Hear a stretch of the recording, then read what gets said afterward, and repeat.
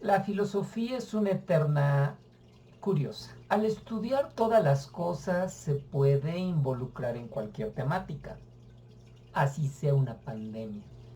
Desde diciembre del año pasado, ya un filósofo importante del ámbito político, Giorgio Agamben, había escrito un artículo suspicaz criticando una sobrereacción en torno a una gripilla que iba a permitirle a un Estado controlador ejercer ciertas políticas abusivas. Sorpresa que ahorita se ha de llevar a Agamben. Inició la discusión sobre este tema.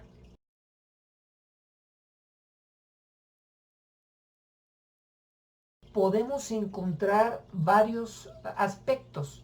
Uno que podríamos llamar político-social, en el que los filósofos se ponen a discurrir sobre los efectos que está teniendo en el presente y que tendrá en el futuro de las sociedades. Otro ámbito que es el de carácter ético y un tercer ámbito que podríamos llamar de reflexión existencial. Slavoj Žižek, filósofo esloveno, comentó y vislumbró una especie de golpe a la Kill Bill sobre el capitalismo, con mucho entusiasmo y con ese carácter polémico que lo distingue. Pronosticó una transformación social que al final de este evento supuestamente desmontará el mundo capitalista que hoy conocemos. En su contraparte, un filósofo surcoreano bastante también mainstream, bastante popular, Chung Hal, vio lo contrario y pronosticó el fortalecimiento del Estado capitalista en esa versión del autoritarismo, del Estado disciplinario al estilo de la propia China y de la Corea del Sur en sus resabios dictatoriales.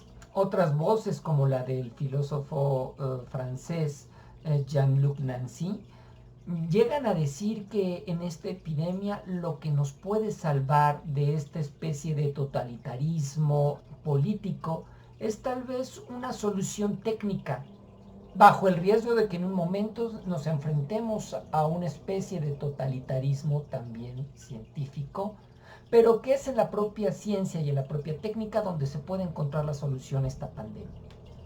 Una filósofa chilena, Liviana Nesina, ella suele ser un poco más escéptica respecto a las soluciones técnicas o a las soluciones políticas y llega a comentar que la solución está en la comunidad, dado que no se ha visto una especie de diálogo entre la ciencia y la política. Incluso hay algún autor español, José Luis Villacaña, que nos comenta que a lo único que ahorita nos podemos asir es al Estado. Si no hiciéramos esto, caeríamos en una especie de barbarie que por esta tendencia evolutiva a la supervivencia de los individuos e incluso de las naciones, nos llevaría a una visión que si hablábamos de películas hace rato como Kill Bill, tal vez entonces podríamos llegar nosotros al Mad Max. Algunas de estas lecturas tratan de dar una solución y otras tratan de dar un pronóstico. El segundo rubro, el de carácter ético, tiene dos grandes bastiones. Uno podríamos circunscribirlo al de la crítica ética social que nos ha mostrado que esta pandemia no se vive igual entre pobres y ricos, que ya hay unas brechas tales en la sociedad que ni siquiera en la tragedia todos podemos vivirla igual, y que la igualdad de oportunidades para la supervivencia no es la misma, a pesar de lo democratizador que es este virus atacando a pobres y ricos. También la bioética ha tenido un papel central en la pandemia. Fue muy escandaloso este manual que privilegiaba la mayor cantidad de años de vida por vivir sobre la vida de las personas en edad avanzada. El dilema ético es bien complicado.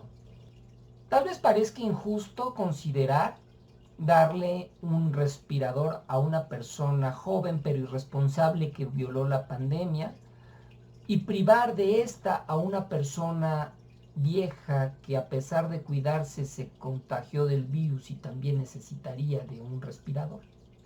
Pero el criterio de responsabilidad versus irresponsabilidad, de asignarle un respirador a la persona más responsable, no permitiría determinar con claridad quién lo es. Bien decía el filósofo argentino-mexicano Enrique Dussel, la humanidad jamás se había topado con una pandemia así, porque nunca la humanidad había estado tan interconectada, pero tampoco la humanidad antes había estado tan tecnologizada. El tercer rubro de las reflexiones filosóficas que se han ofrecido en torno a la pandemia tiene que ver con el ámbito existencial. Pensar nuestra mortalidad ante el posible riesgo de morir. Y entonces la pregunta es sobre el sentido de la vida y lo que hemos hecho para vivirla. Desde estos tres rubros la filosofía ha sido partícipe de la reflexión en torno a la pandemia. Pero también he de decirles que la filosofía ha sufrido las fake news de la pandemia. Hay un filósofo muy popular norteamericano, Noam Chomsky, que fue víctima de ellas. Y se le atribuyó falsamente la acusación de que el virus había sido provocado por los Estados Unidos deliberadamente para atacar a China. Este filósofo y lingüista norteamericano inmediatamente se deslindó de tal tesis. Pero además llegó a declarar que la pandemia se va a resolver y aunque no es un problema menor, va a ser un problema resuelto por la humanidad, pero que nos deja el reto de enfrentar otros dos grandes problemas que son mucho más peligrosos e irreversibles para los seres humanos. Chomsky está pensando en la guerra nuclear y está pensando en el calentamiento global. La pandemia nos orilla a pensar sobre la real posibilidad de la extinción de la humanidad y lo que ésta debe de hacer para evitarla, si así quiere continuar. Creo que la filosofía puede tomar la misión de confrontarnos a los seres humanos para que tengamos que aprender y no simplemente olvidemos lo que haya sucedido con esta pandemia. La filosofía debe de prever que van a venir próximas pandemias y tal vez no evitaremos sufrir tragedias, pero tal vez podremos estar más preparados si todos pugnamos, filósofos y no filósofos, porque esta humanidad aprenda de este problema. La educación, el comercio, las formas de trabajar van a cambiar. Muchas de ellas serán para mejor y otras en detrimento. Pensar esta realidad es misión de la filosofía. ¿Quién iba a pensar que en el pleno siglo XXI la humanidad iba a temer su extinción como sucedía con las grandes plagas de la Edad Media? Nosotros somos criaturas frágiles. Seguimos siendo animales, seguimos siendo limitados a pesar de esta grandeza tecnológica.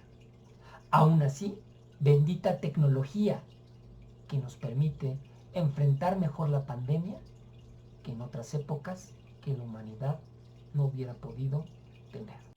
Bendita enajenación pandémica que nos ha obligado a repensar tantas cosas, porque si con esto logramos tener soluciones efectivas, podremos llegar a una humanidad mejor, o bien enfrentar los riesgos de una extinción, que bien decía Chomsky, si no hacemos los cambios, no se alcanzará.